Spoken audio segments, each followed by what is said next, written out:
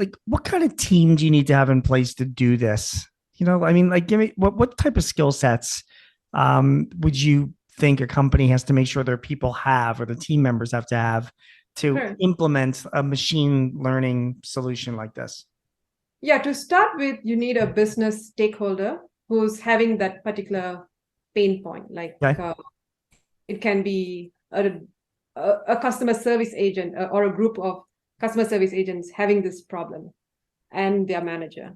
So Okay. they want to provide input to the data science people.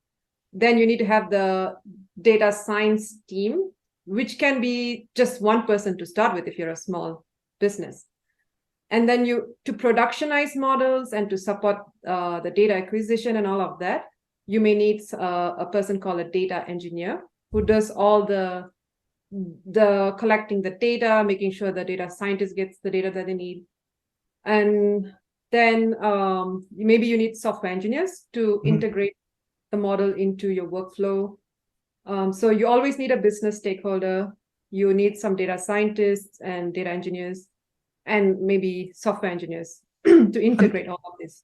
and I'm assuming also some testers as well, maybe some people that know nothing other than just using, Yeah, to emulate what customers would be experiencing, right? yeah, and for larger companies, the models may have to go for review, like Yeah, maybe to test it for bias and potential risks and the bigger implications to the business. got So it. yeah. Mhm. And are these standalone applications that are written using, whatever code that might be available today, or software language, C sharp or whatever, that are just pulling on data from different sources? Is that how they're generally deployed?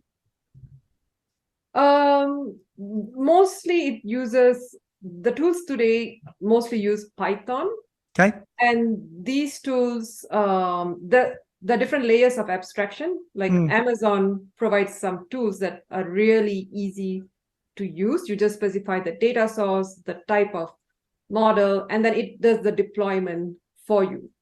So it depends on how you've um, So maybe it's about, so does that mean it depends on where your data is hosted? Like Amazon will provide those tools if you're on AWS or Amazon Web Services. Does that make sense? yeah, it depends Um, on the tools you decide to use as a company. So you right, can just develop everything from scratch, right? From the algorithms. right, You can reuse libraries, right. Python libraries, but you may decide to develop the whole deployment architecture yourself. But you could also use third-party architectures like what's given by Amazon, so that they help you deploy, they help you monitor. And Amazon, Azure, and Google, they provide like easy to deploy AI platforms. And I'm assuming that, well, you tell me. I mean, do you normally recommend to your clients that they take advantage of those tools? I mean, the more customized or proprietary your Mhm. development is, the more risk that you're taking if one of your developers gets hit by a bus or disappears or whatever, that you could be in trouble. Whereas if you use one of these, tools provided by Amazon, their Python Yeah. tools, or Google, you've got more of a support infrastructure you could lean on if there's any adjustments that need to be made. Does that make sense?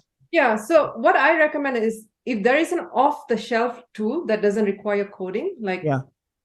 speech recognition, there are many off-the-shelf tools. Yeah. So if you can use that and it works well on your data, that's the route you should take because that simplifies everything. You don't have to manage any infrastructure with that.